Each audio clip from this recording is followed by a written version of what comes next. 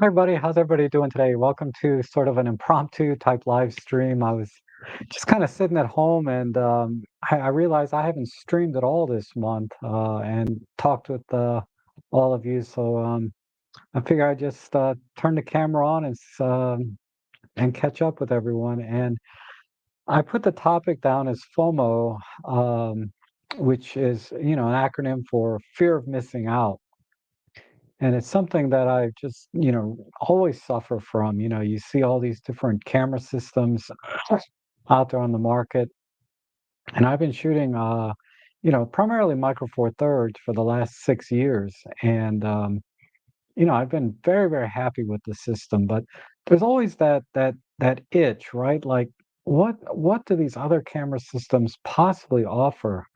Um, am I missing out on anything? And so what I did was I upgraded some of my cameras.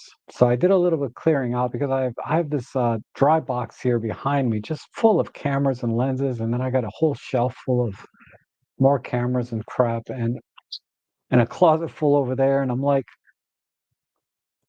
I guess because it's something I do for a living, so a lot of it I need. But then when it comes down to it, uh, all I really need for work is, my tripod, my one camera and a wide angle lens, and a gimbal, and maybe a monopod. So I just need a couple of things actually to get my work done, and a flash. I'm sorry, it keeps adding up, right? Uh, and those are the primary things I need. I can fit all of that, in one camera bag and just a couple of light stands maybe, and or the couple of tripods, I should say, and I'm done. So everything else here is really FOMO, like, what am I missing here? I want to try this. I want to try that. I want to do this. It's like, and at some point, you know, it it just becomes too much. And I got so much stuff now that I can't. My brain is just, I walk. I'm like ready to go on a photo walk. I'm like, oh my God, what should I bring? Which lens should I bring? Which camera should I bring? What should I bring? Any lighting? What camera bag should I use for this outing? I have probably about 20 camera bags as well. And this is accumulated over about 10 years of doing photography when I got into it back in 2013.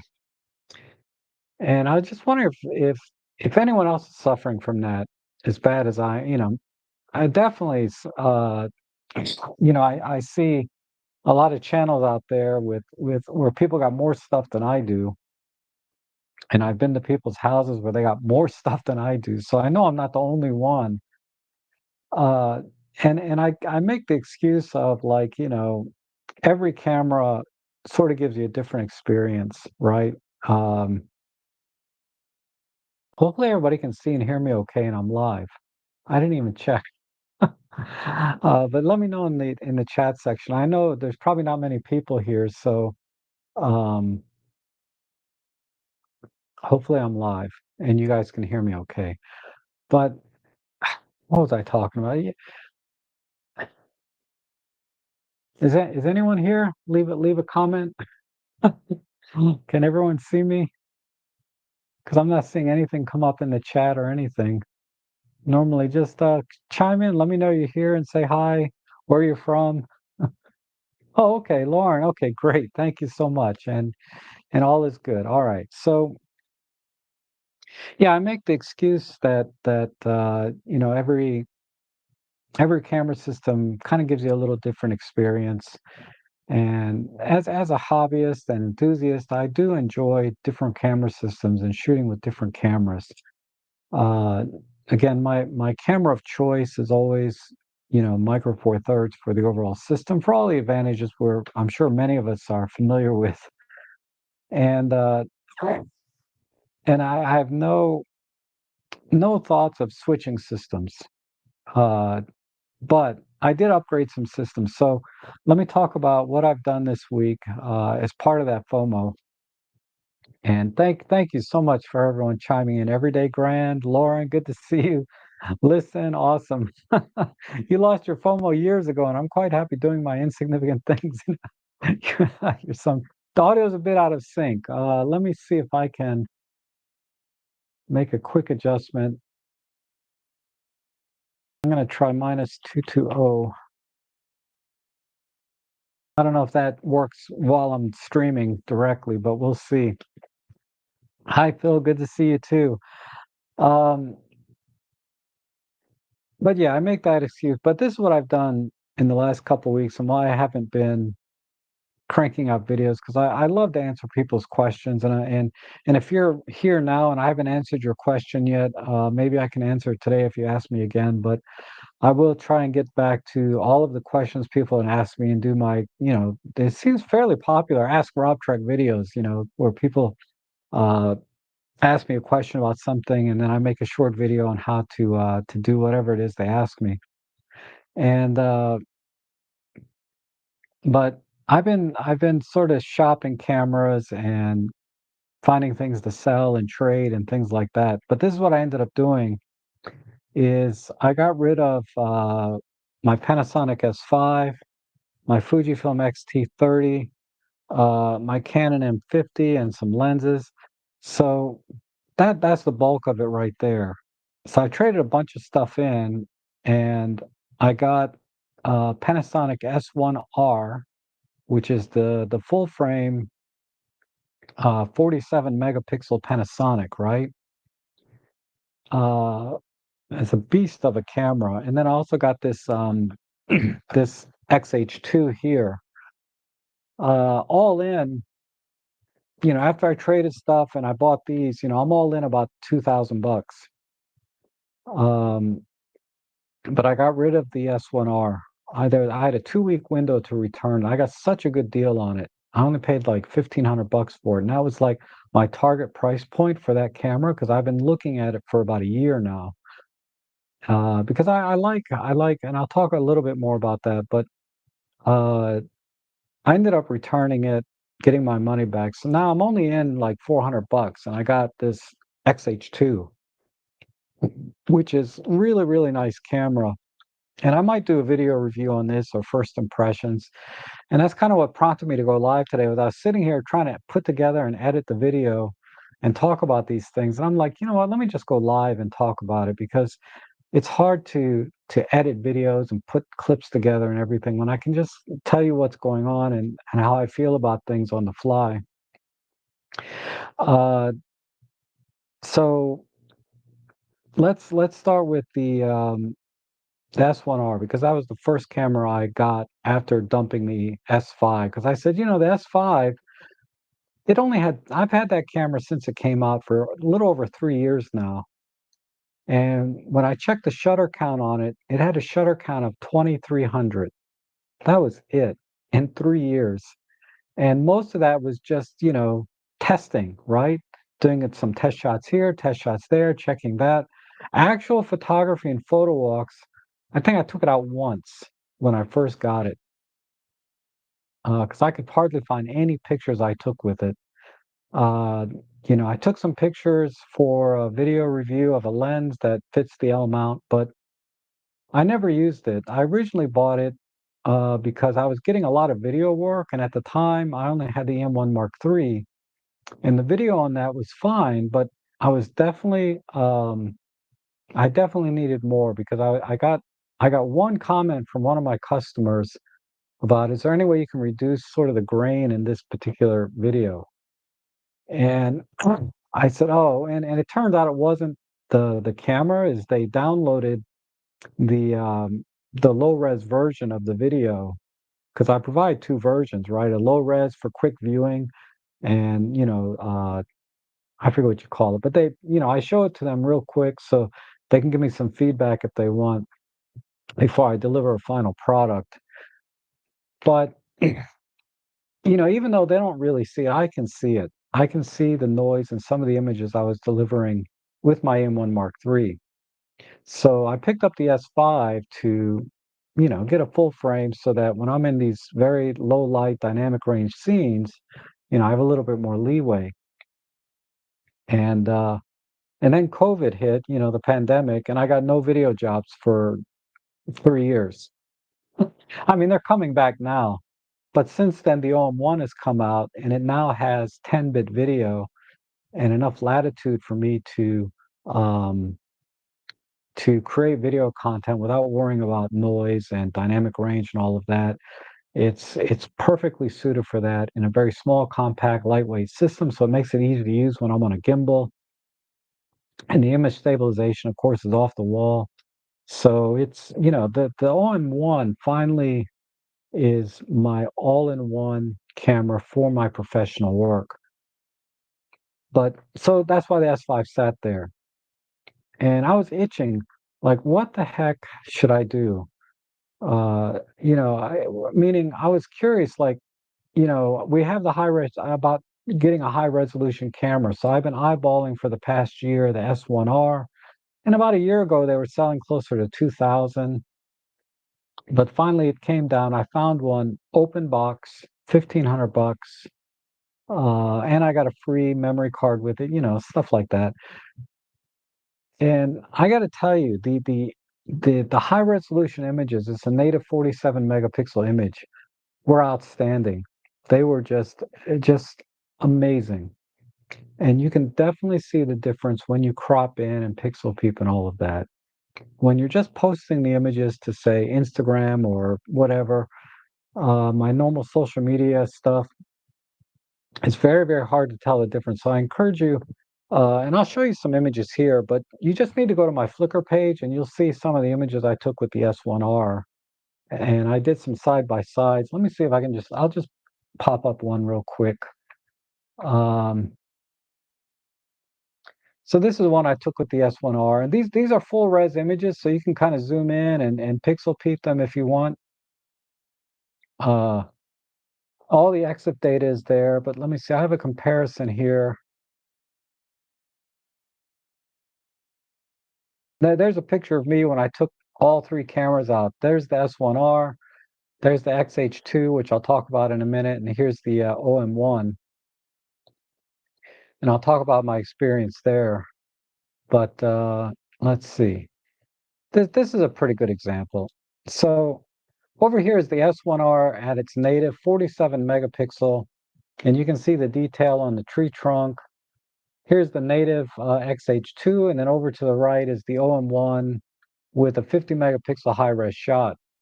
And for all intents and purposes, it's the 50 megapixel shot is out resolving the X-H2 40 megapixel, and the S1R at 47 megapixels is just out resolving them all. And you can see the little square there is where I cropped in. That's probably 400% down there cropped in for you to be able to see the difference. But when I back out, whoops, let's see. At a normal viewing distance, which is this tree right here, right? It's very hard to tell which camera took which image. Um, so that's let me switch cameras here. So that's kind of like my thing is after I shot with it for a couple of weeks and I did all this testing, you can definitely see a difference. And overall, but when I print them or when I look at them online, I really couldn't see the difference. And that was my issue. Like, let's look at this one here. Uh,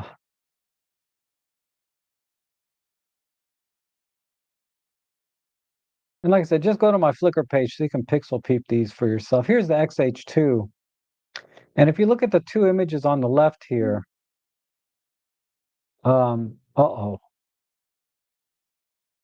I heard something beep. Hopefully I'm still live here. But you look at these two images on the left, if I didn't label them here, it would be very, very difficult to tell which camera took which. And it's only when you really punch in to, some ungodly number. You can see my reflection there in her eyes there. But there's the X-H2, there's the OM-1. When you pixel peep that close, you can definitely see a difference. Um, so there is a difference. And the XH2, I'm sorry, the S1R was even sharper than all of those, than both of those by far. I mean, it was not even a close contest. I felt like the S1R, but the reason I returned it is two reasons. The main reason was the size and weight.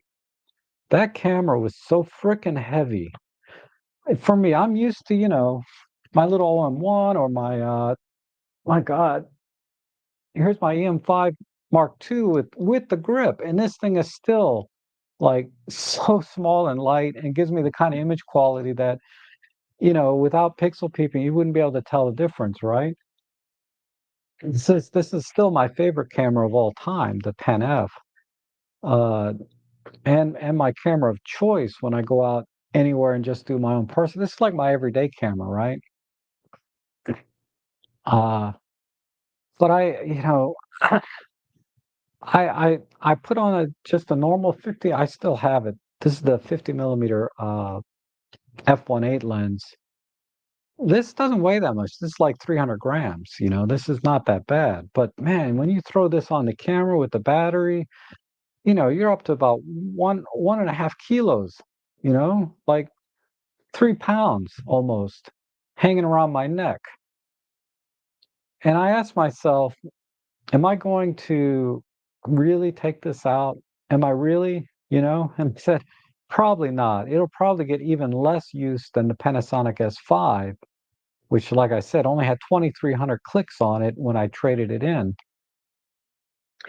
Um, so I just let it go. But I'll tell you the strengths of that camera. The resolution and the image quality are just second to none, better than anything I've ever shot with. The EVF, the LCD, the monitor on the back, super crisp. There's like a 2 something megapixel LCD on the back. There's a 5 point something megapixel LCD, and it's huge inside. I mean, it's like being in a movie theater, and crisp.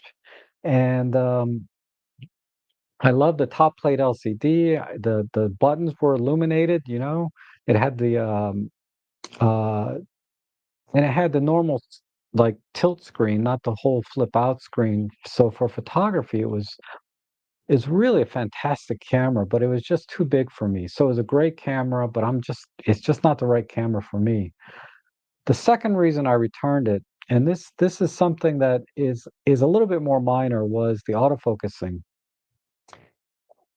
It had, the reason I got into photography, for those of you that don't know, is because I like to take pictures of my dog Ellie and my pets in general. Ellie's my current one, and that's why I got into photography. And it has animal detect, but it's not that sophisticated. It only detects the head of the animal, and it tries to get the eye, but it was like 50-50. Half the time it would miss the eye, the other half it would get the eye.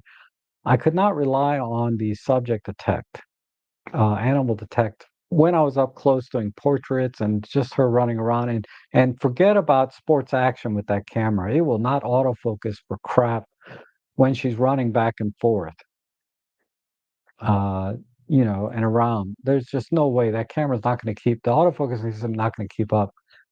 So it was a total fail when it comes to one of the main reasons I got into photography. So I was thinking, okay, maybe I can use it for landscapes and things like that. But then I was like, I have high res shot mode in the OM-1, and it's resolving almost the same as, not as good, but almost the same as the S1R. Ultimately, it was pretty close. And I'm never so yeah, it went back. Uh, Main reason being the size and weight, because I'm perfectly content with moving the joystick around and putting the focus point on the eye and taking the picture. And that's how I've been doing it with, my Pen F. I got so many pictures of Ellie on this camera. So I'm perfectly fine with focus, recompose kind of thing, right? But still, the other thing, the problem with that camera was it had a 15-minute record limit on the video. Ah, full HD it would record, unlimited, but it was 15 minutes on 4K. So I've been recording 4K more lately, and that definitely I could see being a problem. I've been a 1080p guy for life, up to this point. But the fact that it is only a 15-minute limit on the 4K video, that was just going to be a problem down the line. When at that price point, there's a lot of other cameras that'll do unlimited 4K, like my OM-1, right? Uh, so yeah, so the S1R is gone, and that's primarily why. But the strengths of that, I've talked about the strengths of the camera itself, but the strengths of that camera system in general, the L-mount alliance, so to speak, are the lenses, the native lenses. This 50 millimeter 1.8, when I did the high res shot mode, because you get 187 megapixels high res shot on that S1R, which is it's just freaking amazing how much detail you get in the high res shot mode on that Panasonic S1R. This lens, this is their basic 50 millimeter lens, can resolve, I believe, probably 99% of those pixels. That's how good this lens is. And you don't have to spend a fortune on their pro lenses. You can buy their native regular lenses. They have an 85, a 50, and I think a 35. And then Sigma lenses are very, very good at very good prices. They're just a lot bigger and heavier in general. Uh, but Sigma makes a lot of great lenses too at reasonable prices. And what's nice is they're available on just about every mount too. So that got me thinking again, and I'll come back to that. Uh, Mm. So I can tell you that, so let me segue into the Fuji X-H2. Um, the X-H2 here is 40 megapixel APS-C, right? And the first few days I had it, I think I've only had this a week now. Um, I was very, very disappointed, right? I was like, in terms of resolution, I was like, you know, my God, it's like 40 megapixels and it's not as sharp as my 20 megapixels coming out of this camera. And it turns out this lens, this is the 35 millimeter f2 native, it's a Fuji lens, which is on their list of approved lenses for this 40 megapixel sensor. Supposedly it can resolve the 40 megapixels. I get it. Maybe it's sample copy. Maybe my copy's not that great. But when I used this lens on my XT30, it was fabulous. The images were crisp. The colors, the rendition, the contrast, everything. This lens was beautiful. So I was very excited to use this on a 40 megapixel sensor. And it was fine, but it was definitely not great. It just was not resolving the kind of detail I was expecting from a 40 megapixel APS-C sensor. So I got the 56 millimeter Sigma f1.4, which is available for Micro Four Thirds, but that makes this an 85 millimeter lens equivalent. This lens definitely is a lot sharper than that 35 ever will be. Because I stopped this lens down to f4, f5.6. I tried f2.8. Because there's that circle of confusion where diffraction sets in a lot sooner on these very high resolutions, pixel pitch, type cameras. Especially if you're going to do high res shot mode, you have to be very conscious that diffraction can start to set in at f4, f5.6 even on these extremely high dense uh, cameras like this one here when you're using high res shot mode and all that. And it didn't make any difference. It turned out f5.6 was the sharpest image I could get. And I'll just show you a quick sample.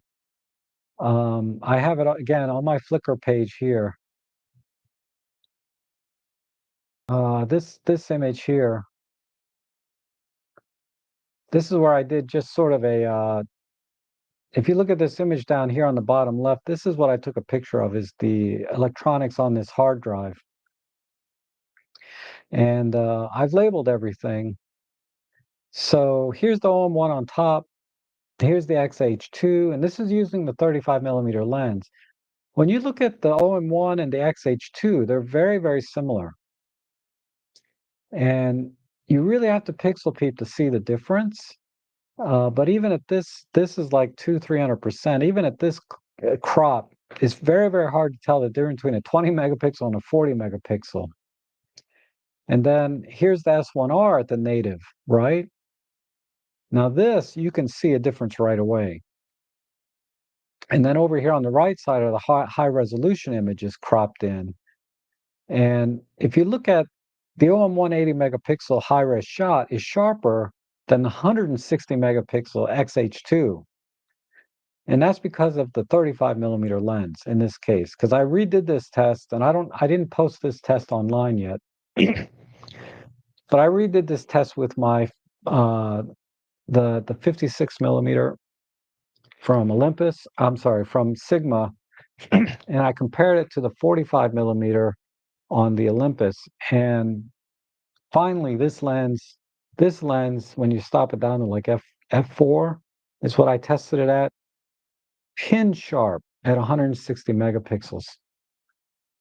So you have to be very, very conscious of your lenses. You may have, I may, if I was still within the return, I bought this like 2 years ago. I was still in the return window for this. I'd probably return it for another copy and see maybe it was because of my copy.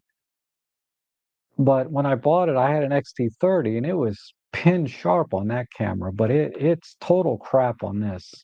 When you want to do any kind of pixel peeping. For normal shots, it's perfectly fine, but it's not great. But this 56 1.4 is amazing. This I really, really like this lens on this camera. The focal length is perfect. Just like I love the 45 on my Olympus cameras. I really like this 56 on this X-H2. But this X-H2 uh, is not without its issues too, right? But let's talk about some of the good things I really like about this. Right? I really love this top plate LCD. Um, it lights up. I miss this so much because I used to shoot Nikon DSLRs, and what I like about this is right now the camera's turned off, but I can look at it before without turning the camera on, just sitting on the table. I can look at it and I know it's got a battery and I know it's got a memory card in it. I don't have to turn it on to figure it out. I can just pick it up, and if I see this display with a few numbers on it, it's good to go. It's ready. I really like that. And then when you're using it, I can just look down like this when I'm out in the field and just eyeball the settings real quick, and then I'll look at them again when I'm inside. So you get this redundancy of what your settings are, and that works for me, for my brain. That works, having that redundancy to see the settings a couple of times before you take the picture. I love that. Uh, and I really like the viewfinder in here. It's about the same size as the OM-1. It's 5.7 million megapixels, and the size of it is about the same. It may be slightly bigger, but it's the diameter of this. This is the downside to this EVF is I don't know if you can see, but it doesn't stick out that far. So when I put my face up to it, my eye doesn't really go all the way up to the thing because my nose pushes away from the camera. So I'm not getting a nice straight angle of view. Whereas on the OM-1, it seems like it sticks out more. I can get my eye right up to it because it's just a smaller camera, so it's easier. But it has a nice viewfinder. The display here is nice. I think they're pretty equivalent in size and resolution with the OM-1.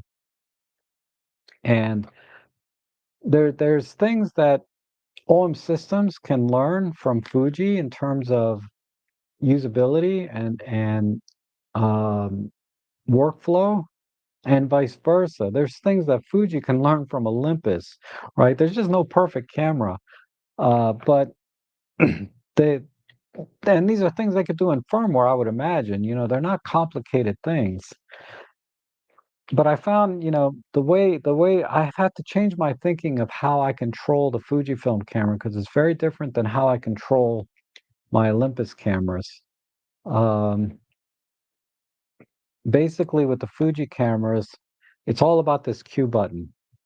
Using the Q button to get quick access to all the different features. Like on the OM-1, it's all about the super control panel, but you can't customize the super control panel. Whatever's in the super control panel, that's all you get access to. If you want to do anything else, you have to dive into the menus, right? Versus with the Fujifilm, you can set up the Q menu and put all these different things right there. And that's the way I operate this camera is with the Q button. So I can customize what I want to change settings. If I want to change film simulations or I want to change, focus modes or what else can I? There's just things. If I want to go right into animal detectors, certain things that I can change pretty quickly. And not that it was ever difficult on the OM-1. The OM-1 is perfectly fine. It's just a very different workflow. Like I don't use the super control panel that much on the OM-1. I use mostly the custom mode dials and customizing the buttons.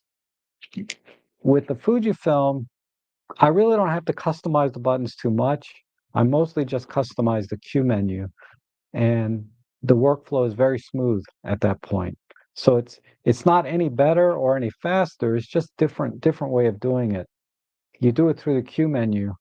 On the OM-1, it's more about programming the buttons and using the lever switch, right? So it's really workflow wise for me, it took a little time to adjust. I was really frustrated with this at first, but once I got a feel for the logic or the methodology of using this differently and using the Q menu, I was perfectly fine. So I can see why people, when you're switching camera systems, you think that camera system menu might suck, or you might think the features and how you use it are going to suck because that's how I felt about this. I was like, oh my God, this is so bad. And I had an XT30 for 3 years, right? That had a couple of thousand clicks on it also. I hardly used that thing either. But that's because I didn't like the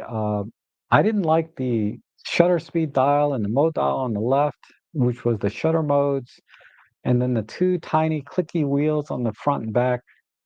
I just could never wrap my head around using it because I always used the camera in aperture priority, and the lens that I had doesn't have an aperture ring on it. So I was always using the dials and pushing a click. It was just a nightmare for me, and I could not get wrap my head around using the dials and controls because that's how you control the Olympus camera is through the buttons and dials.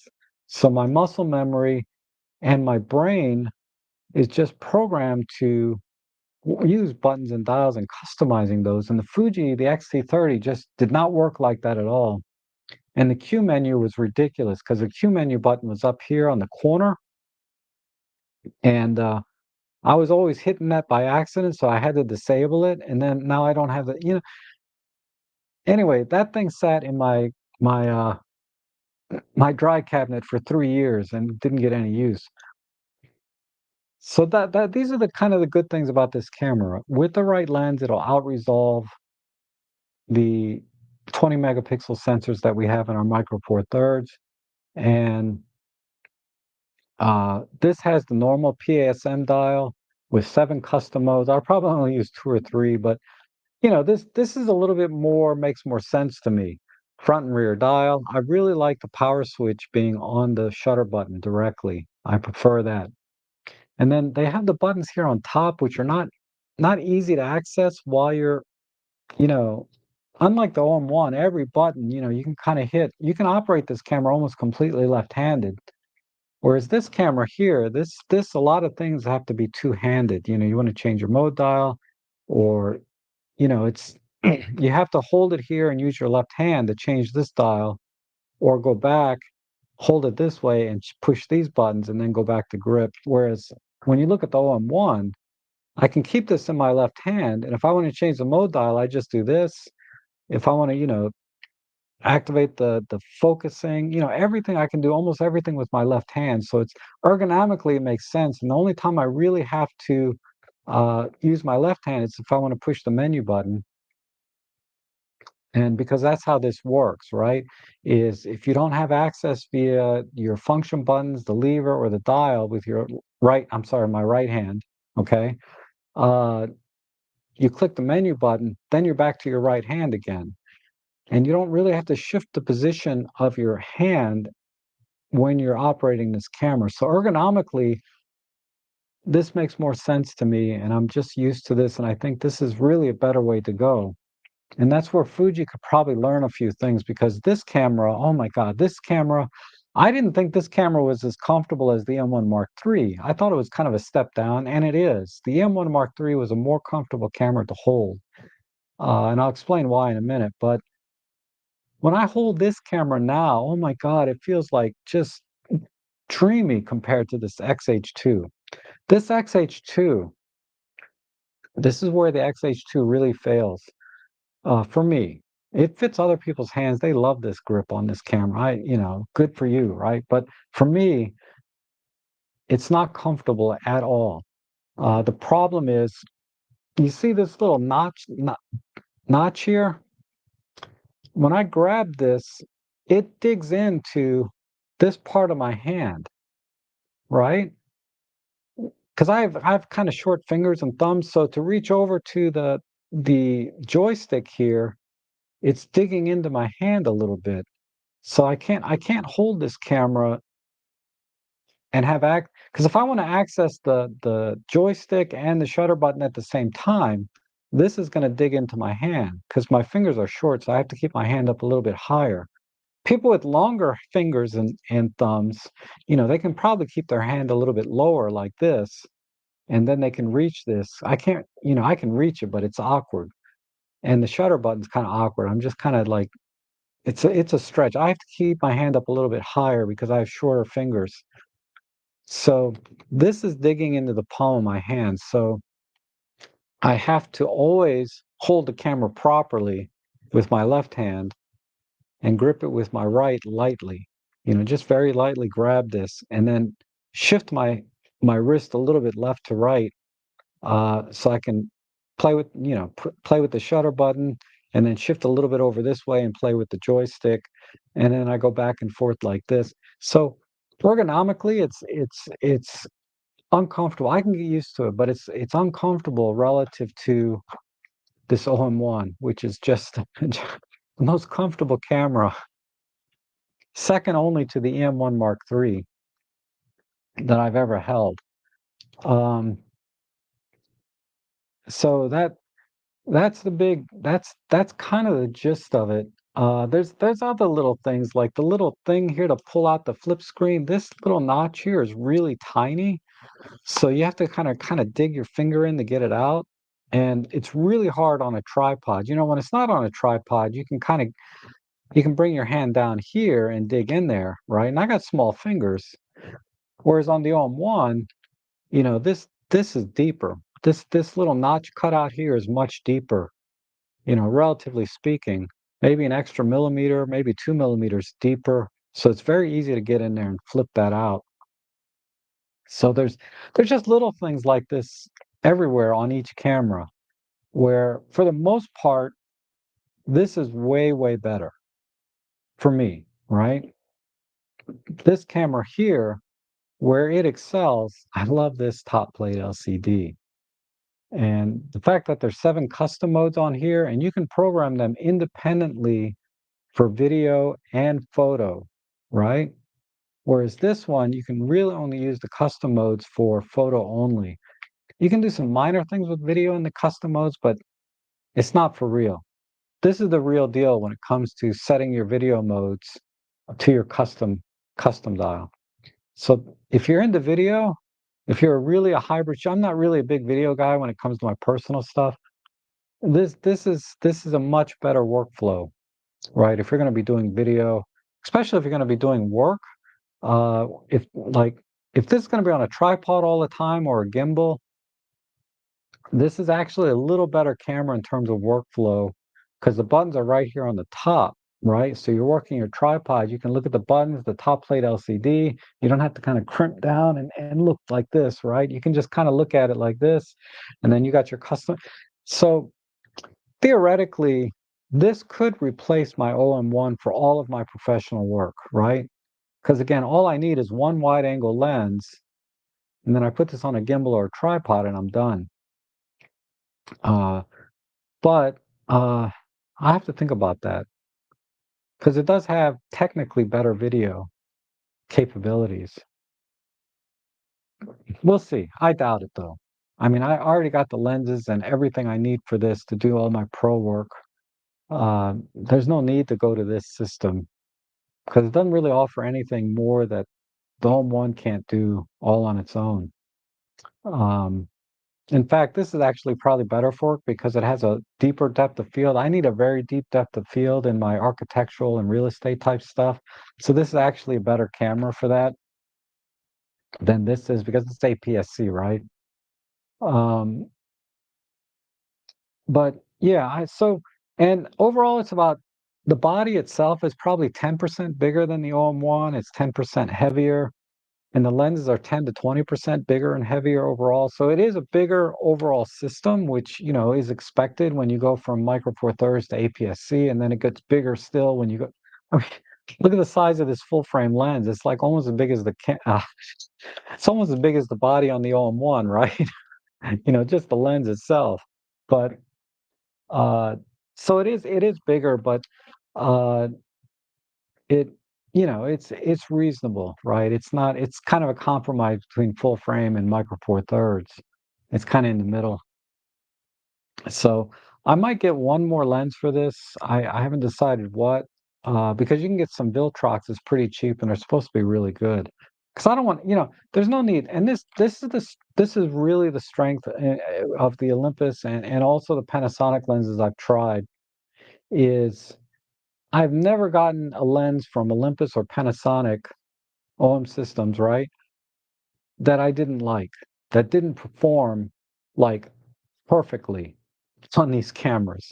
And these are very high pixel pitch cameras, right? This pixel pitch on this is like 3 point, I don't know, let's say 3.5, right? The pixel pitch on this is 3, so it's a little bit tighter. So the tolerances of the lens design are going to be even stricter. It's going to show more problems in the lens design than even this. But they're so close. This cheapo, not that this is cheap, but this 25 millimeter f1.8 out resolves the 35 millimeter f2 all day long. I mean, from the images that I've seen between my camera systems, this 45 millimeter f1.8 is resolving all 20 megapixels, relatively speaking, that this is resolving out of 40 megapixels on this. Because when you put these two cameras side by side, both the images taken on this camera, on either camera, is very, very, very sharp. Like you cannot get any sharper with either camera. The only difference being is this is actually resolving 40 megapixels and this is resolving 20, but you're getting all 20 out of this and all 40 out of this, right? Um, but this is what I mean. The lenses that you can get, the Panasonics that I've tried, my 7 to 14 f4, my 12 to 32 kit lens, my 45 1.8, my 25 1.8, the 12 to 42 8. Every single lens I've done, my 8 millimeter 1.8, I've never felt like it was not resolving every pixel on this camera, even when I go to high res shot mode and do the 80 megapixel high res shot. This 45 millimeter f1.8 is resolving just about every single pixel with no problem. I know the pro lenses, the f1.2s, they will theoretically they will resolve more. Where these lenses fall behind the pro lenses, because I've tried like the 25 1.2 and compared it to this 25 1.8. Where this lens falls behind is when it goes into the corners. The sharpness falls off pretty quickly.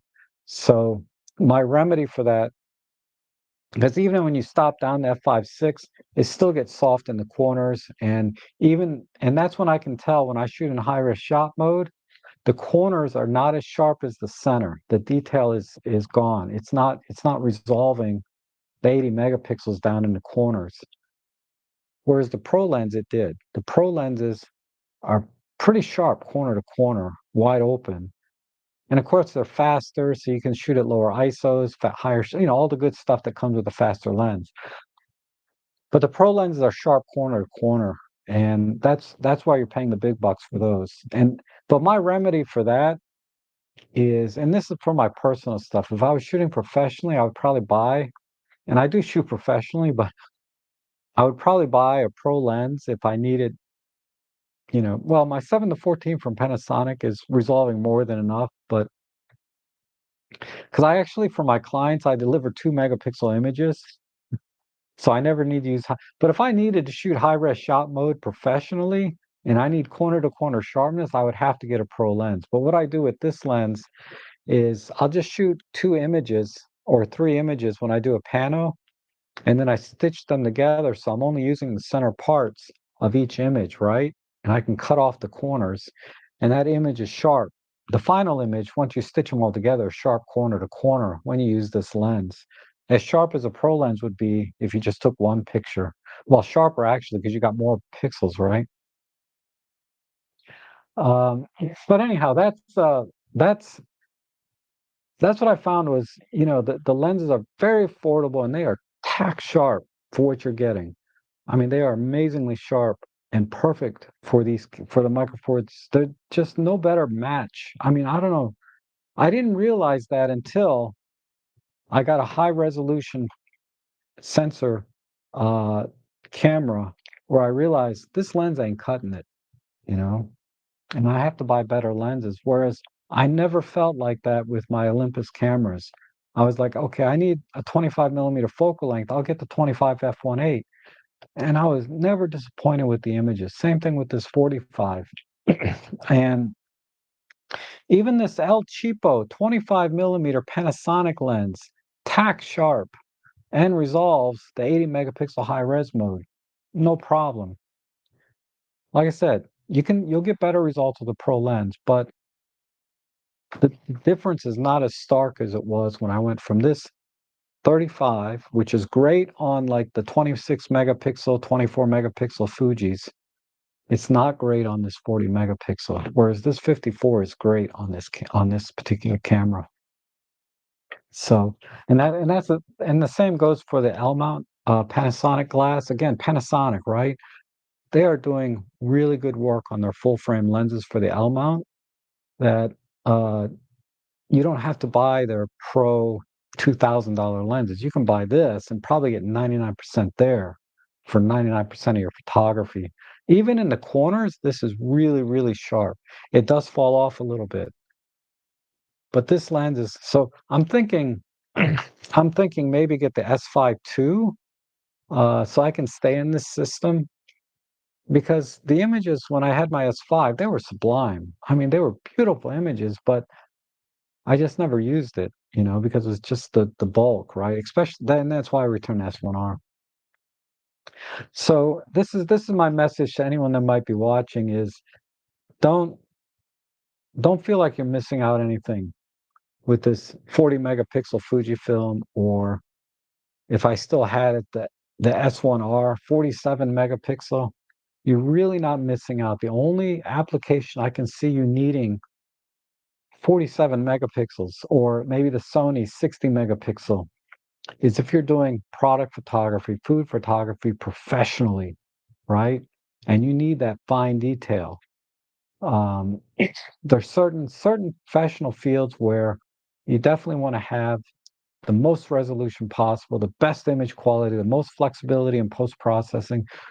That's when those kind of things make sense. But for the most part, you have to be like, if you want to get the Canon R5, Nikon Z8, $4,000. A7R5, $4,000. And then you got to get their G Master lenses, or you got to get the RF, like, what is it? Whatever their really good RF mount glass is. Or you have to really spend some big bucks on those systems if you want to get the most out of it, right?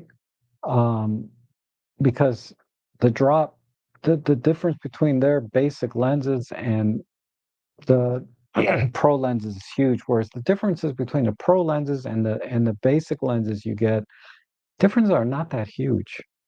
They're really not. Um, so you're gonna get amazing image quality out of the Micro Four Thirds system.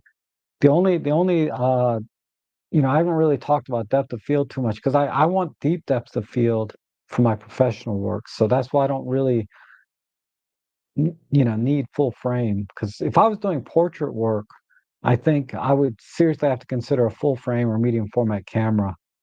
Because it's just that's what people like to see in their pictures, right? They like to see that blurrier background.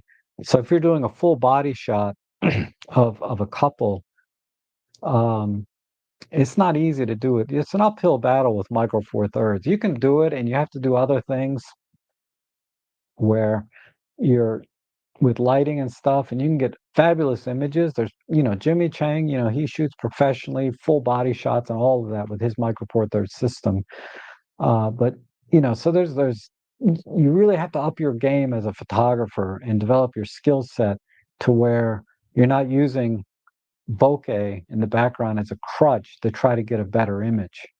Um, but a lot of people, they just don't want to go through all that. They just want that. They got that one trick pony of that shallow depth of field, and they do that with full frame and medium format.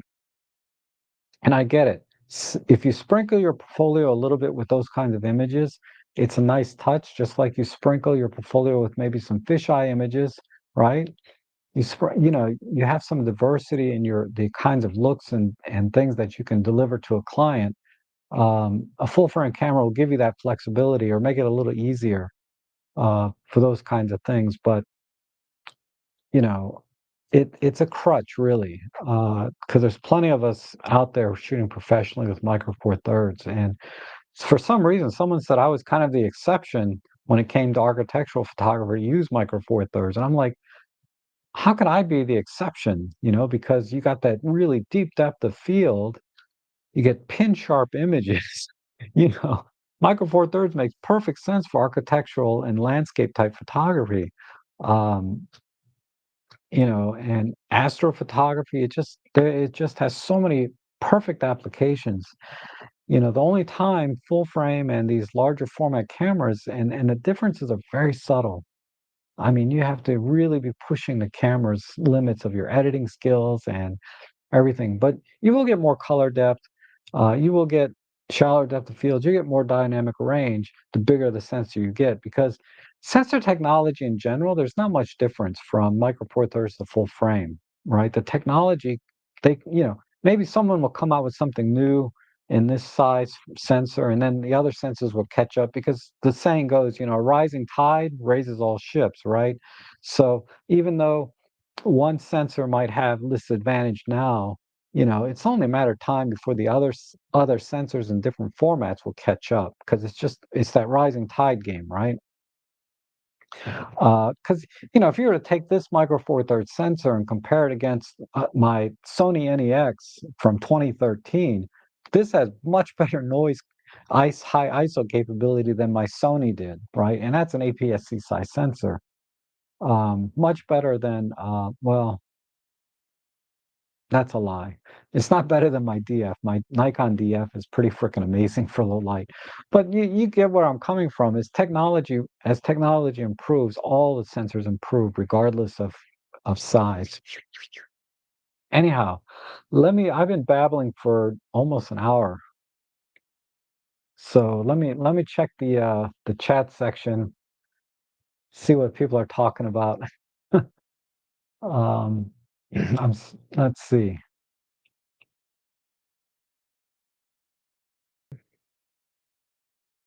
Yes, listen, it has been a long time since I've done a photo walk. Um, I really, I don't know why I should. Um, can I do a comparison between the OM-1 and new GH? I don't have a G92 to do that, or 150 to 400. Everything I have here, I have to buy. I just can't afford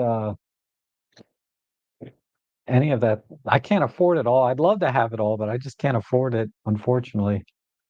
Um, I did consider buying the G9 II, and so I can get rid of this 50 millimeter, and I have a couple other lenses in L mount that I can get rid of, trade in, and get a G9 II, and then I'll be all in micro four thirds. But the G9 II just doesn't offer that much more over the OM1.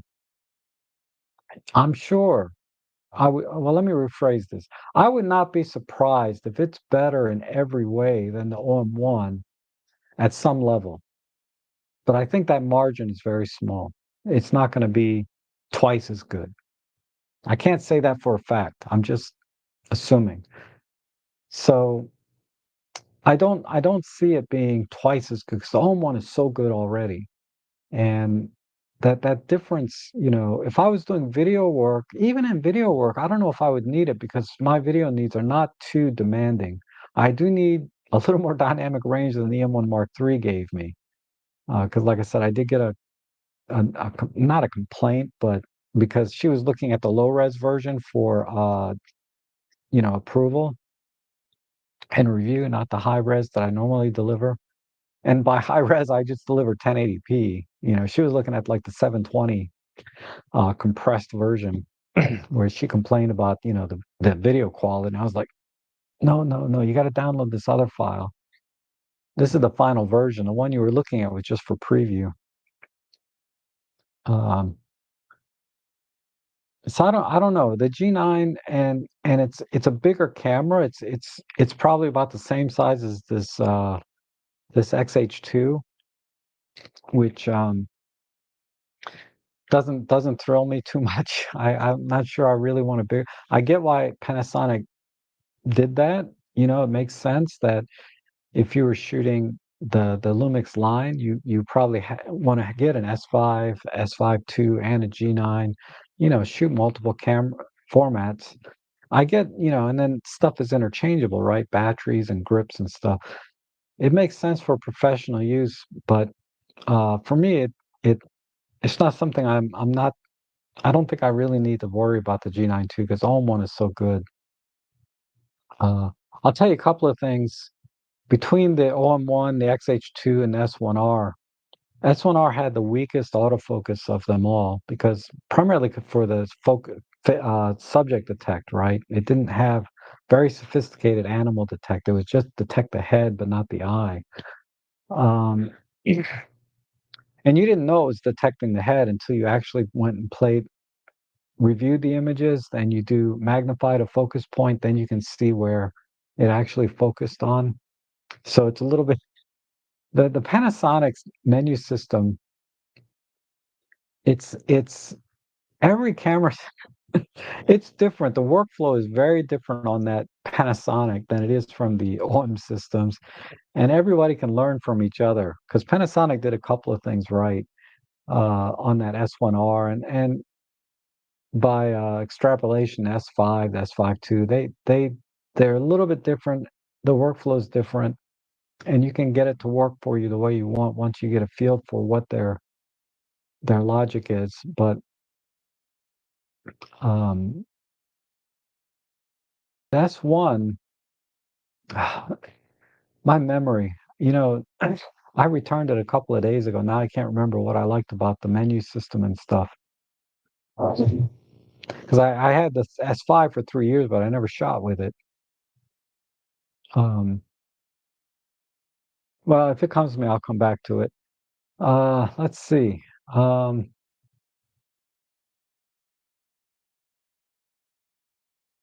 Says, hey Rob, very happy with the M1 Mark III and Mark II and the 300 Pro. Yes, all excellent stuff. Also a few primes. Just don't see myself getting the OM1. I think I found a sweet spot.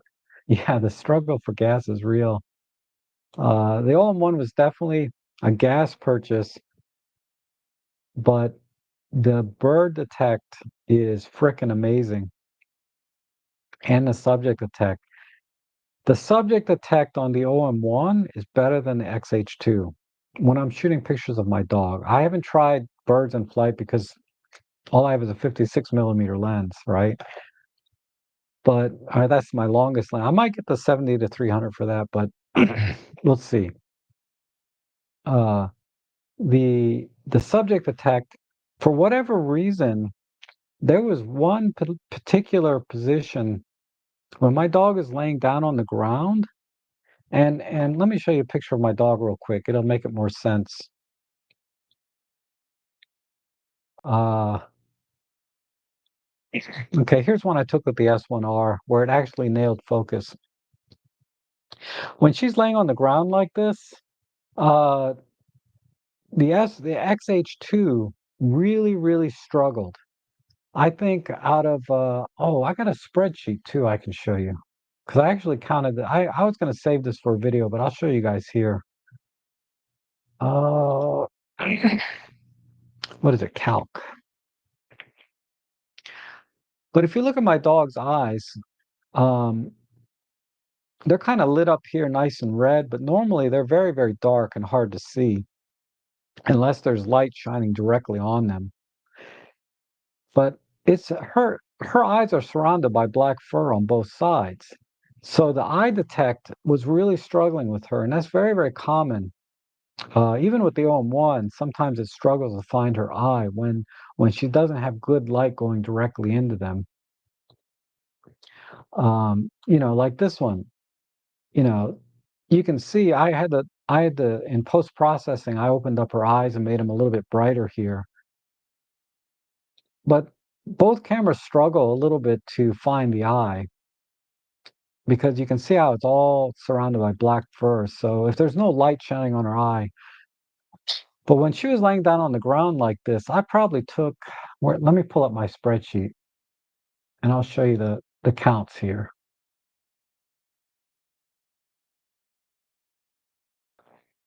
Oh, recent documents, focus hits. Here we go.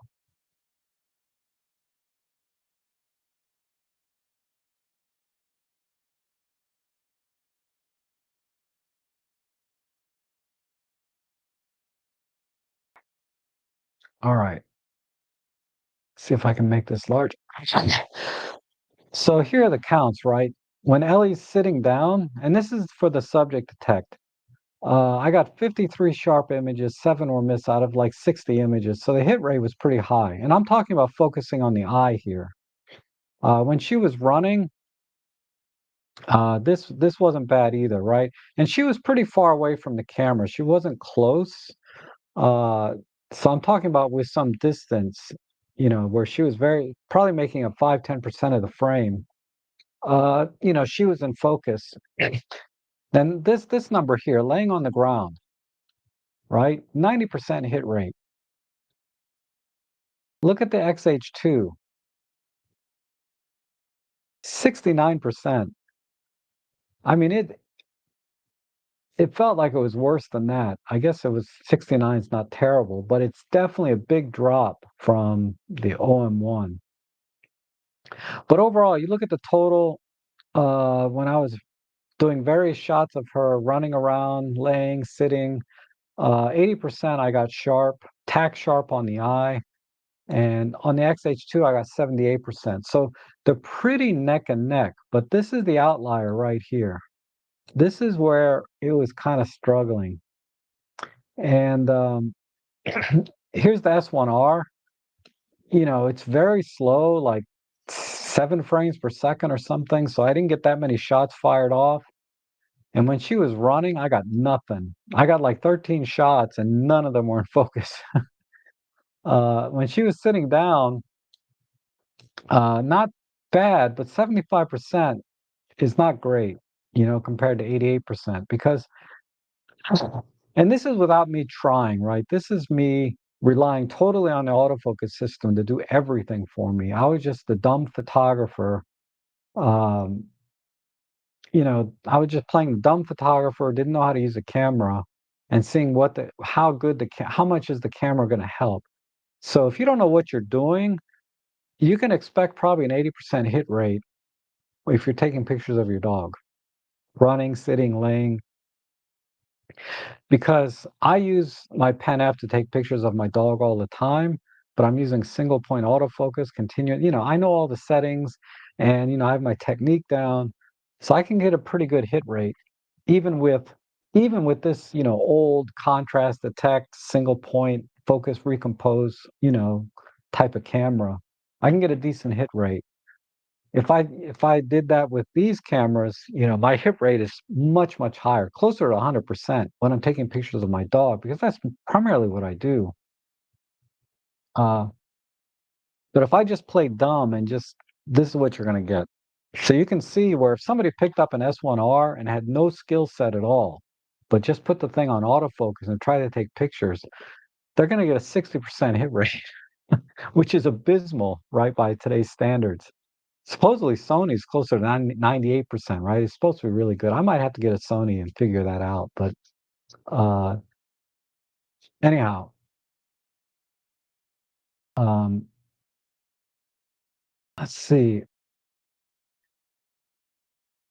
Yeah, I haven't done this in a while either. I'm gonna do this again soon though.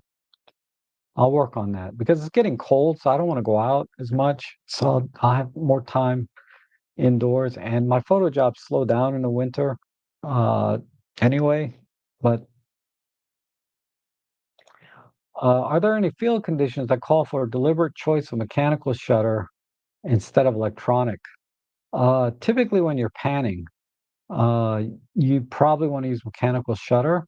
Also, if you're going to use flash, you want to use mechanical shutter. So you can use the faster shutter speeds and or do high speed sync. I don't recommend high speed sync so much, but you do want to take advantage of the 1/250th shutter if you can. And then panning motion, you'll get less what they call rolling shutter effect, where you get slanted lines, or maybe I'll show you another example of rolling shutter. It's not as obvious here, but that's primarily why you would use it, is to minimize rolling shutter and to use flash. Otherwise, mechanical shutter, there's electronic shutter is perfectly fine. But I'll show you an example, and it's not obvious here, and this is why it's not a big deal really. But if you look at this picture of Ellie, she's, look at my shutter speed.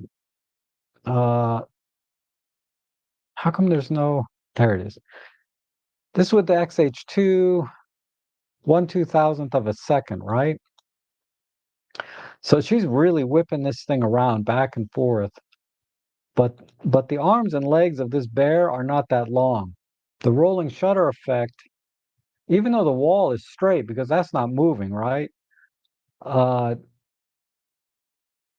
the arms and legs are stretched way out longer than they actually are. They're much shorter. They only probably come out to about here, but because of rolling shutter, they're extended out all the way to here. And using mechanical shutter would have mitigated that quite a bit.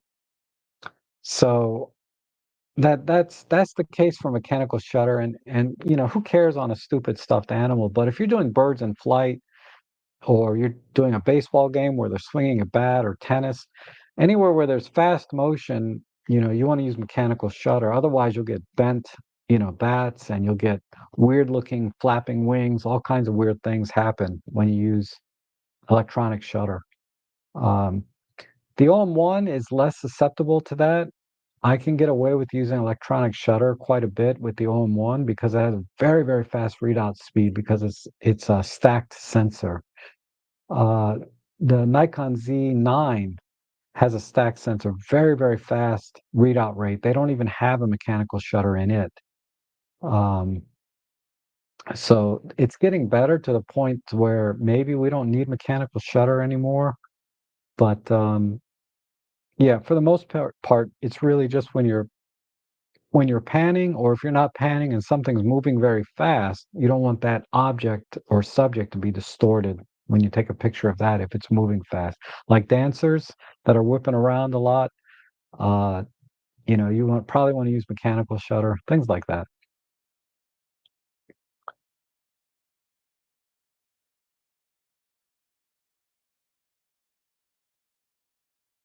Yeah, I'm looking at an S5 too. I'm thinking about it because I do like the lenses that I can get for the L mount, the native lenses, right? Because you can get Sigma lenses, which are also very good for any mount, any system except Canon. You can get Sigma lenses, which are very good, but I really like the 50, the 85, the 20 to 60 that I have uh, in L mount. You're getting 99% of the quality of a multi, a $2,000 lens in like a four or $500 lens. In my opinion, I can't quantify that with test charts and all of that, but trust me, if I can resolve a 187 megapixel image and get really and see the difference corner to corner, that this lens is freaking amazing. Uh, Lawrence says,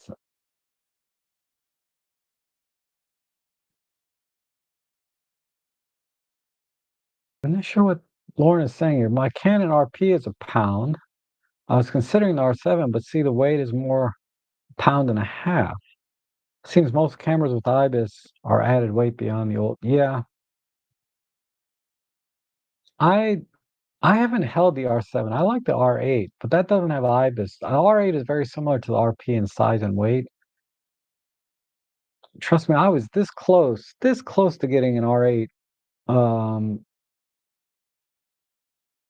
but then I felt like I have an S5. Why would I get an R8? I'm not going to use either one. So,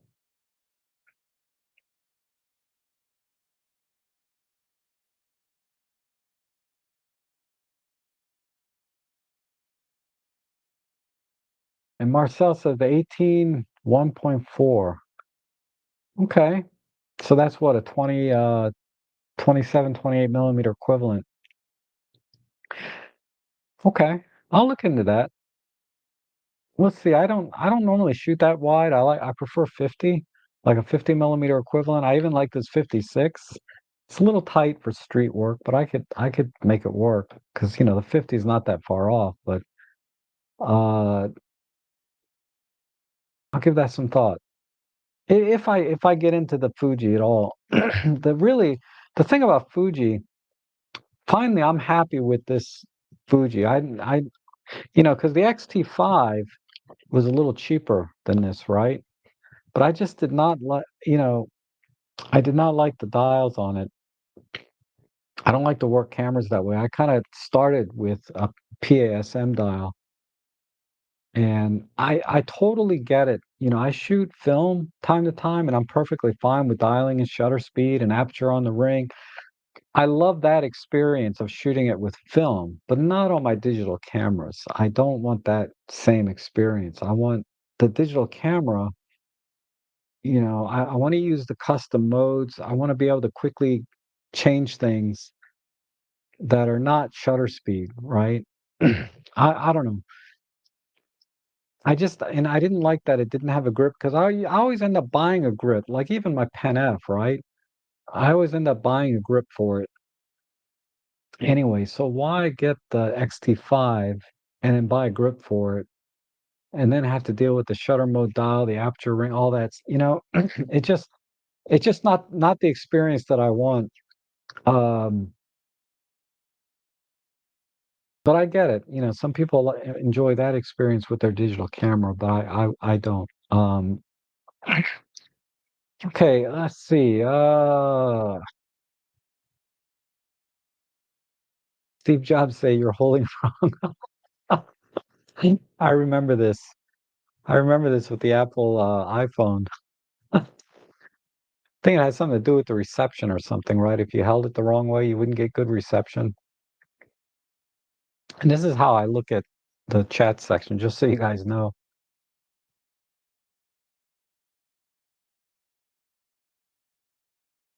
And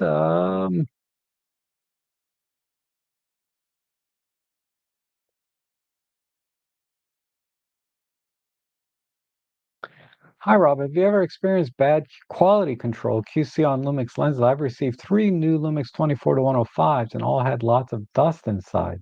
Sometimes even large pieces. Wow.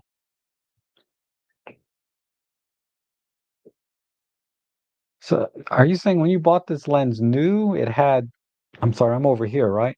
When you bought this lens new, it had dust in it? That would be bad. I've never seen that. I mean, I only have a few Lumix lenses. I have the 7 to 14, the 12 to 32, 25. None of them had dust in them when I got them. And the image quality I'm getting from them are spectacular. So with that limited sample, I can say they're perfect. So I've not experienced that. I would like to get, and it looks like you're talking about the uh, the L mount glass. I have the 50 and the 20 to 60 L, native mounts, right? I did not notice any issues with image quality. They were both perfect when I got them. No dust or anything inside. But I hear that 24 to 105 is an awesome lens. I'm just not a zoom guy. I prefer primes, but I hear it's awesome.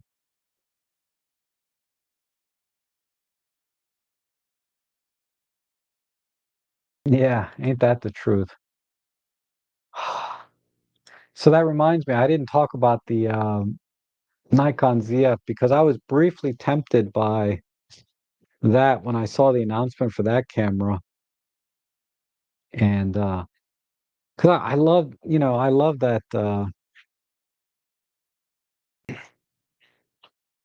I kind of love that look, right? This is the film one.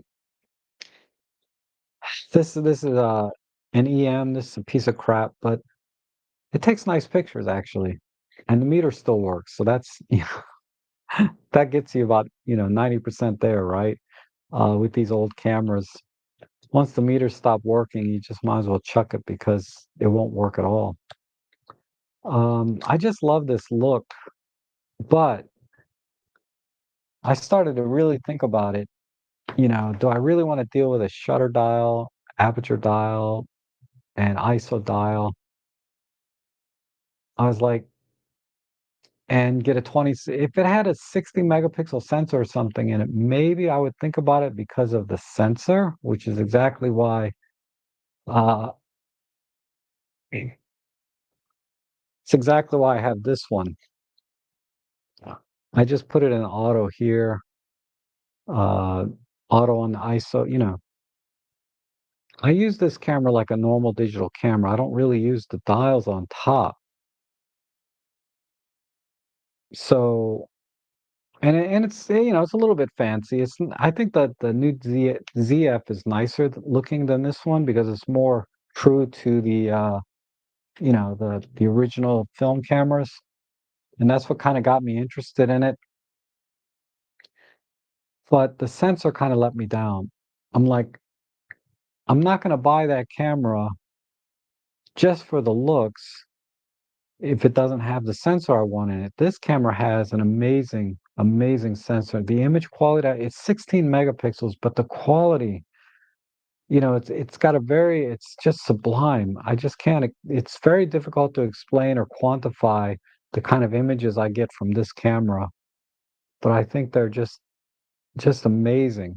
And as long as you're not pixel peeping and cropping 100, 200%, because it's only 16 megapixels, um, it's really amazing. So I just I just I just love the image quality out of this camera. I like the retro styling of this camera. I like the EVF experience, not EVF, but OVF, right? An actual real viewfinder. So to me, this is more of a retro digital camera than a new ZF is, because you're actually using a mirror and you have an actual optical viewfinder, and you can go in and control the dials and use it like a film camera if you want to. I'd rather not.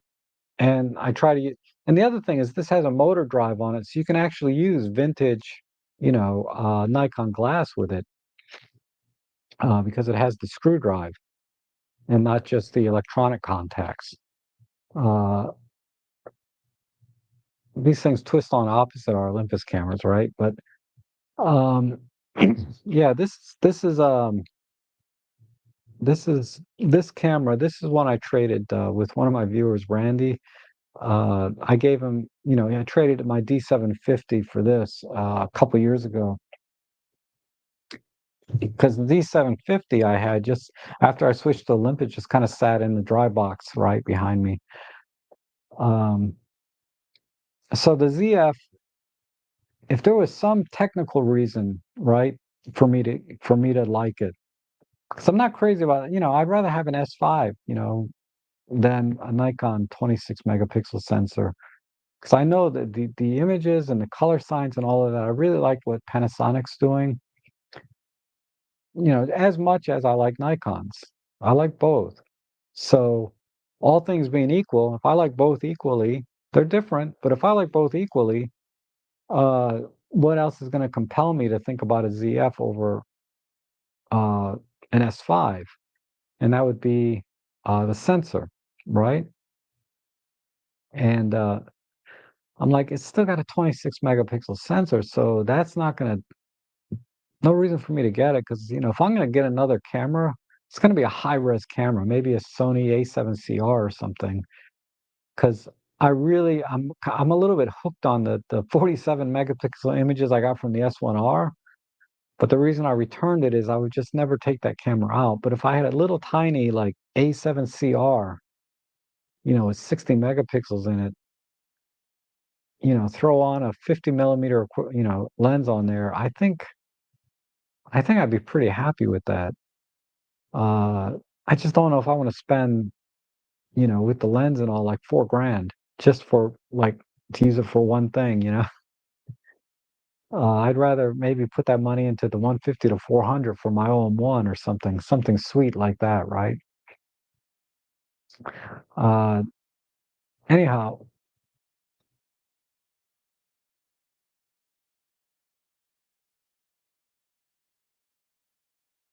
so the is amazing travel or do it all, yeah, because it has the IBIS, so you get that dual sync. I'm over here again, the dual sync IBIS, right?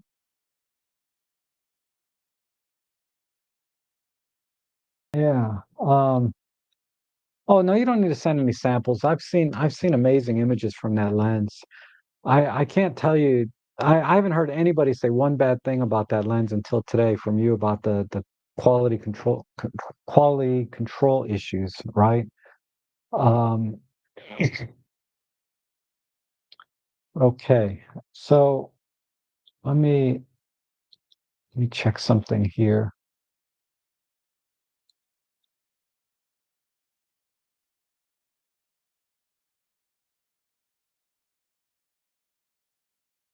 All right, well, good.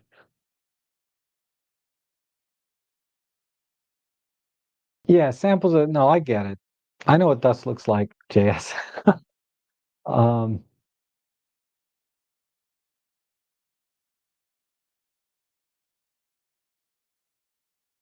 it says here, Phil says, I'm an old timer. I was particularly intrigued by your video on dialing in Kodachrome 25 on a Pen F. I tried it and it looks more like Ektachrome. Any thoughts? Uh, well, the it's very difficult to replicate film colors on any digital camera because film film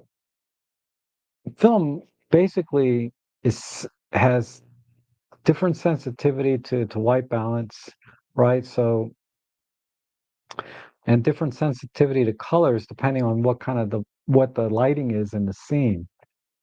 So that's why it's really difficult. So if you take a digital camera and you go into a very cool, like shady area, the color response is linear. It's very consistent from going to a sunny area to going to a shady area because it's all digitized.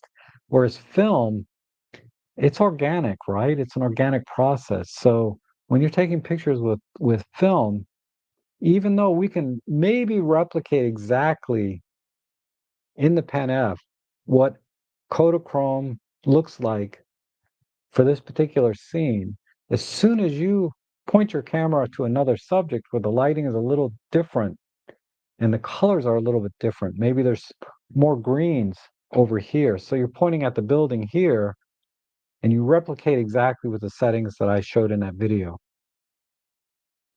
and you get virtually 99% the same color between Kodachrome and PenF. As soon as you move that PenF over and take a picture of, say, the lawn and some trees, there's greens there. The color response of the sensor is going to be linear from point A to point B, whereas because the lighting's different, the colors are different. Whereas with Kodachrome or film, because it's organic, that color response is different on different colors. So you have to keep that in mind when you see all of these film simulations, whether you dial them in camera or you buy a plug-in or what do they call them, presets.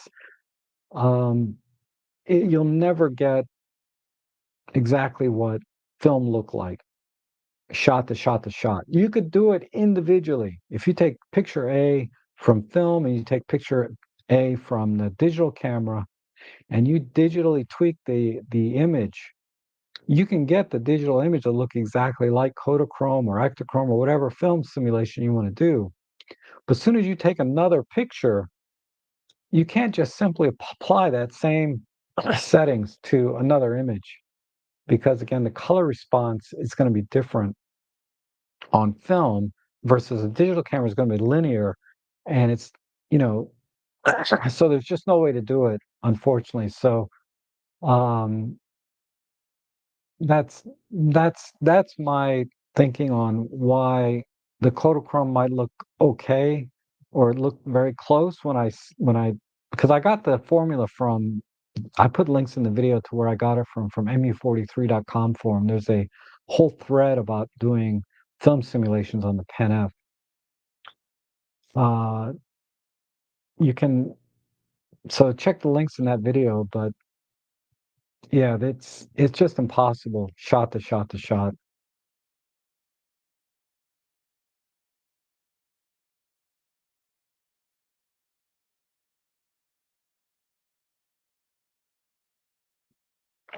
Okay.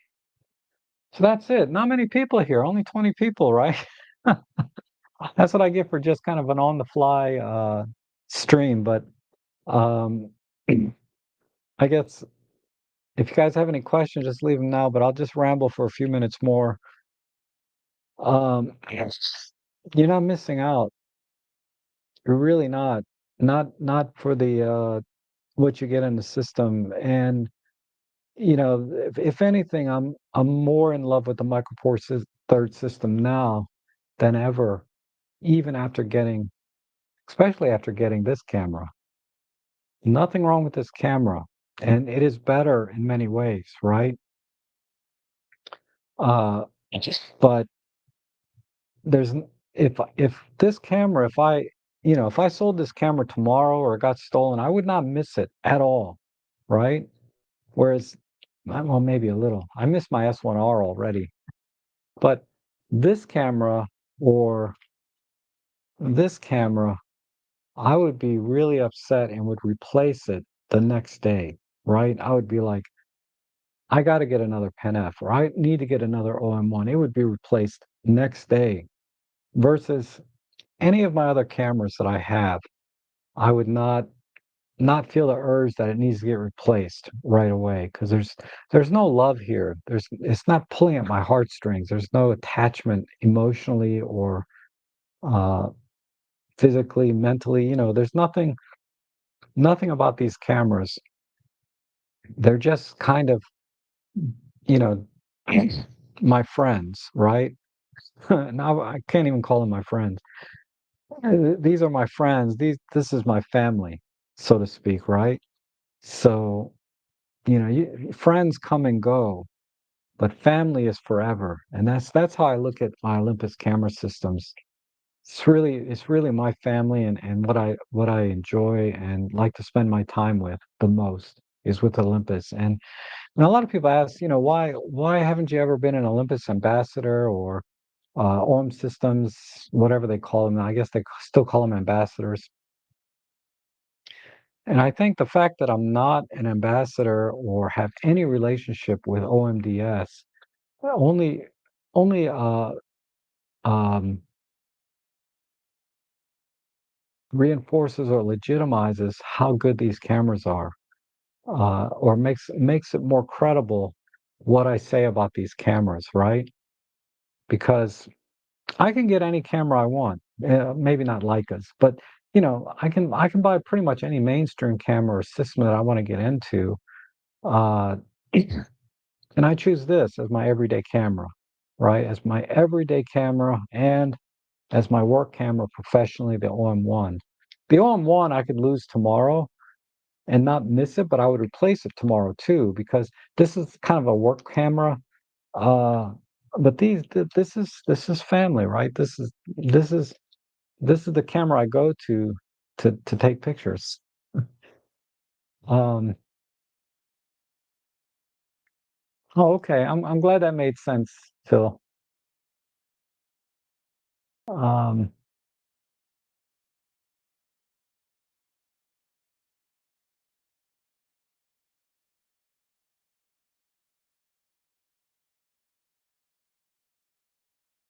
well, how to use art filters in video mode? Okay. Uh, it's really straightforward. Which camera do you have? Because basically all you do is you have to put the camera into a photo mode, PAS or M. Don't put it in the movie mode. Put it in PAS or M. Turn on the art filter like you're going to take a photo using an art filter, but instead of pushing the shutter button, push the record button. That should be it. Um, I think the challenge might be is when you try to go into a video mode, the art filters might not be available. But I need to know which camera you have, and then I can be a little more specific. So if I put this into movie mode,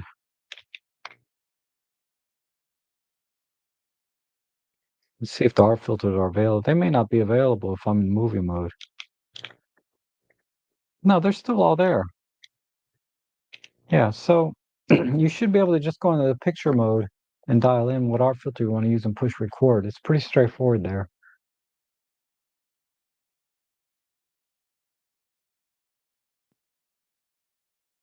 And Roberto, how you doing? Roberto has a great channel. If you haven't been to Roberto's channel, you should check it out. I really enjoy watching your photo walks and hanging out with Jerry. And you shot your Canon AE1. You should film time to time. Uh, but and then every now and then, some of your older videos, I really like the humor that you have, and I don't know, it just clicks with me. Some things, uh, it's a nice casual watch while I'm having dinner or something. Uh, Also, it's great to have you. Oh, thank you, Phil. I'm always happy to go live. I used to go live like 2, 3 times a week, but I really cut back on that. Uh, just because it's hard to talk about something two or three. I mean, I could talk about nothing 2 or 3 times a week, but it's hard to talk about something 2 or 3 times a week. I should start doing some more editing videos though. Yeah. And Don's with me on this. If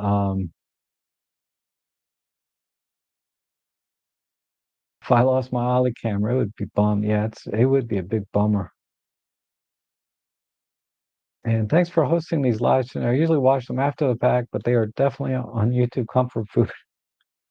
Even though I've left M43, your channel remains. Oh, thank you. What are you shooting now, JS? Are you posting on my Flickr too, by any chance? Yeah, that JS initial looks familiar.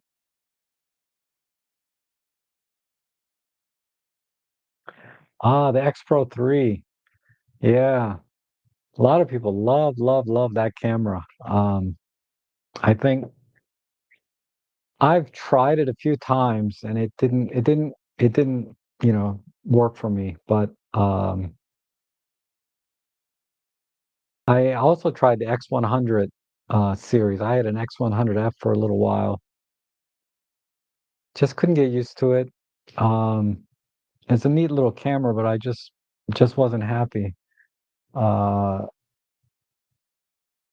and but finally, this where did I put? I already lost it. Oh, here. finally, this Fujifilm, I actually do like this camera a lot. Um, this is a camera. If I didn't have to buy all new glass again, this is a camera that could replace my OM-1 actually for work, not for wildlife. Taking pictures of my dog, it's not as good at that. Actually, this has better eye detect. The face detect is about the same. Well, anyway, I showed you guys the stats earlier. The face detect is about the same, and eye detect. And this has a ability to quickly change from left eye to right eye, which I haven't mastered yet. But once I get a few, once I get some more, time with this camera, maybe I'll start doing some tutorials on this one too. Because I actually do like this camera. Uh, I'd say as much as the OM1, equally as much as the OM1.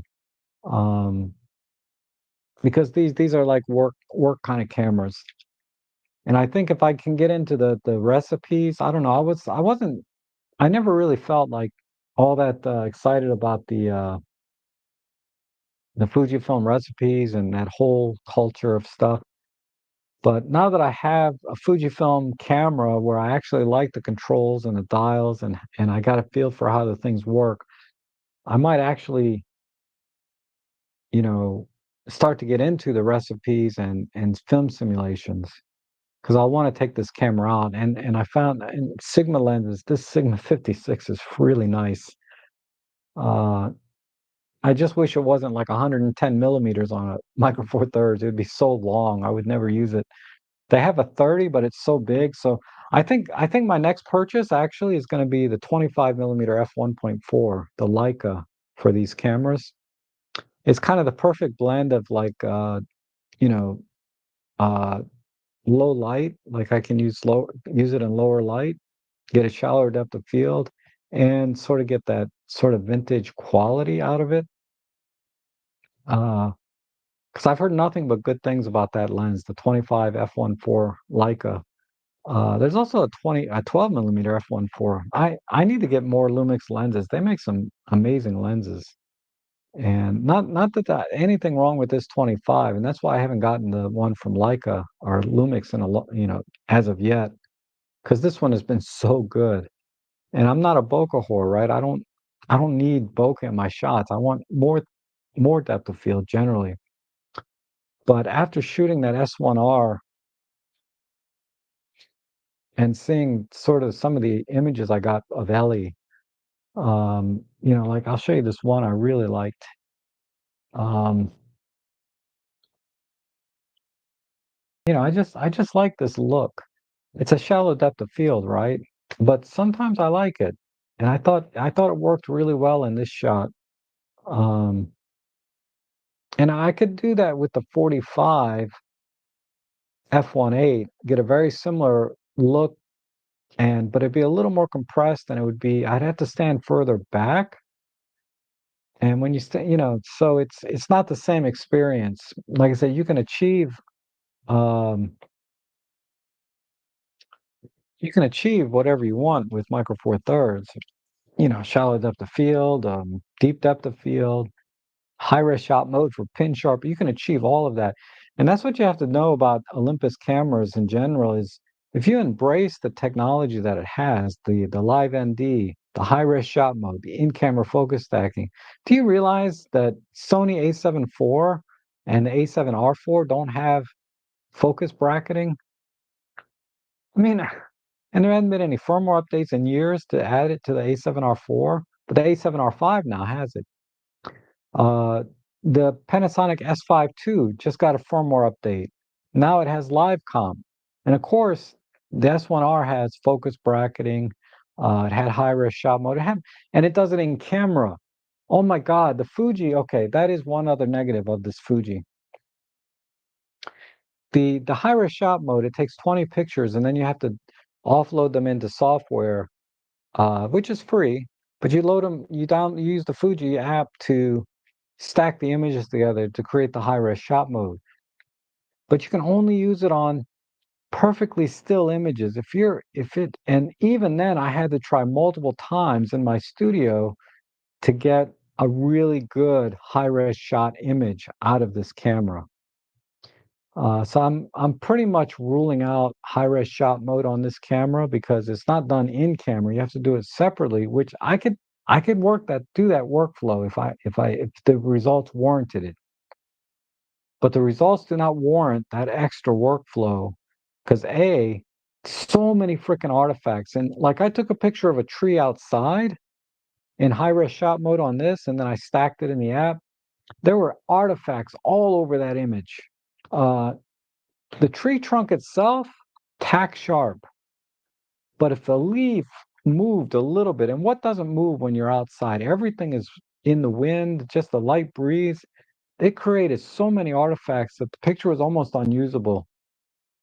Whereas when you use the high res shot mode on Olympus or the Panasonics, there's virtually no artifacts, and the images are usable pretty much straight out of camera. And that's the thing; you don't have to do anything else; it's done in camera, and there's virtually no artifacts, at least on the OM-1. I know the M1 Mark III had a few artifacts, like in moving water, but it wasn't that big a deal. It's a really huge deal on this X-H2. So high res shot mode on this is pretty much unusable. Because even in the studio, it took me several tries to get an image that didn't have artifacts in it. I mean, I had to hold my breath and like stand still. Otherwise, just one or two pixels off, man, and that whole image just was a train wreck.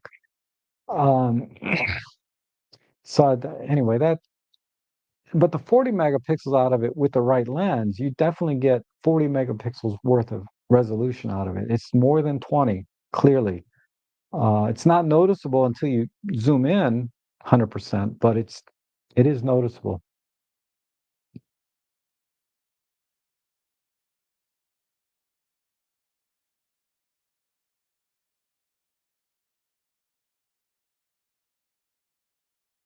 And was the Ollie EP7 a waste? The EP7, I think, was what sort of the Pen F light. It didn't have a viewfinder, right? Let me look it up before I say anything.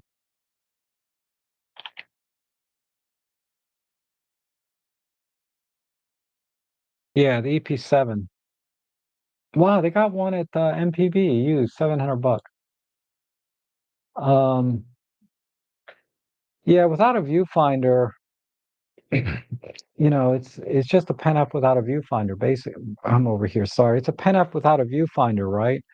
So, in that sense, it is kind of a waste. Um, because the rangefinder experience, the rangefinder like experience is this, right? And then dialing in all those fancy, because the person that's going to use all of these features on a Pen F or the EP7, they're going to be the creative type, and they're going to want the entire experience. And not having the EVF and being able to do this, I think was part of that. Um, and the rest of the pen line that doesn't have EVF, right? Those were relatively successful in certain markets from what I understand, particularly like Japan. Uh, those people are creative types, but not like they do video a lot, right? And the photos that they take, they're not trying to take advantage of all of the JPEG centric features that the EP7 used. So yeah, when there's a PenF available, I don't see why anybody would get an EP7. It's worth it to pay a little more and get the PenF for the better build quality, the EVF, and just the overall design. I think this is a much more attractive camera as well than the EP7. I mean, I get why they made the EP7 because the Pen series was doing well, so they figured, let's make a Pen F light and see. But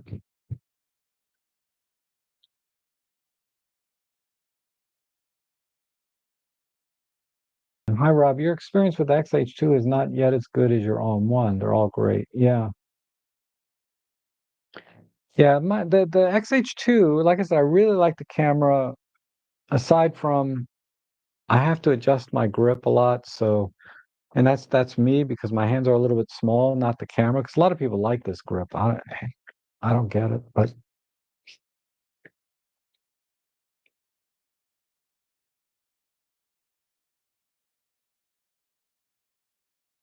Oh, okay. That's good. So there was another setting.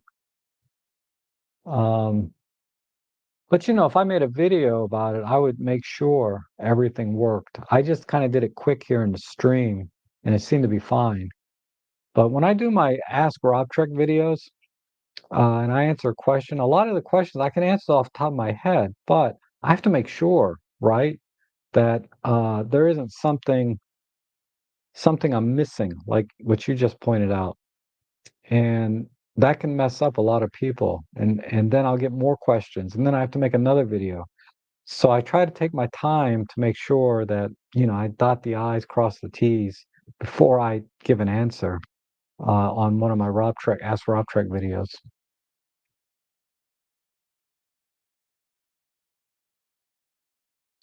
Yeah, the M5 Mark II. This is a camera I've been taking out more lately than my Pen F. Because I got this grip for it. This is the Olympus original grip. It's very similar to the film camera one when in terms of look and style, which but it feels really good in the hand now. And and I really like taking this out because this is also another beautiful retro style camera uh, that has regular buttons and dials and a PASM dial, right? It's not going the Fuji route where you or the Nikon ZF where you have a shutter mode and aperture and exposure. This is like a normal camera, and this is just how my brain is for the last 10 years has learned to use a camera, and this is how I just prefer it now. I don't want to be setting shutter speed and aperture and all of that uh, on the camera the way these other cameras do. But the fact that this is weather sealed too, and I think it's really a beautiful camera. I um I really like this one too. And the only thing you have to be careful with this, if you just you've had it for a couple years now, so you know. But yeah, you have to be careful of shutter shock on this. So shoot in silent shutter if you're below like 1/320th or 1/350th of a second. Anything below that, I get shutter shock from the mechanical shutter. So be sure to so I use electronic shutter 99% of the time, regardless of camera, but especially on this one. You have to really be very conscious of shutter shock on this camera. All right.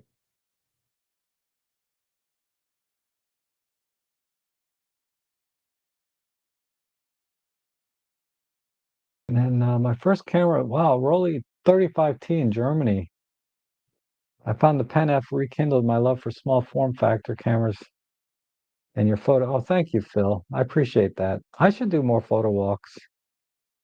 They're just a little tricky. Because I have to carry two, three cameras when I do photo walks, right? I have to bring the vlogging camera, then I have to bring this camera and a couple lenses, and then sometimes I bring a third camera to record the camera I'm carrying it, more close-up shots. Because the vlogging camera is a wide angle, right? So um, I just use like a little action cam for my vlogging now. All right, any other questions? Otherwise, I think I can wrap it up here. I think I've said everything I want to say about these cameras. And don't worry, you're not missing out. If you're shooting Micro Four Thirds right now, you're not really missing out on anything for 99% of the photography out there.